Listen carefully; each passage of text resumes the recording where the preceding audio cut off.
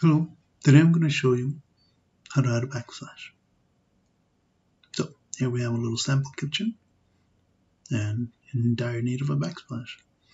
I'm going to go to my construction and my free shapes. I'm going to get a cube. I'm going to edit the sizes, height 24 centimeters,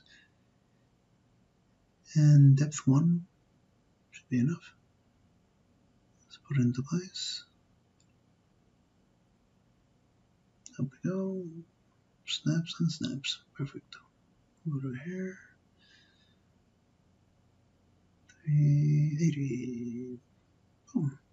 Perfect.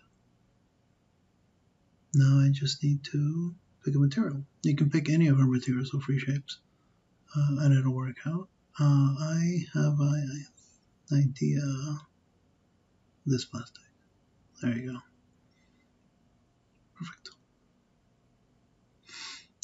Give it a try. Pretty easy, pretty fast. Now it's your turn.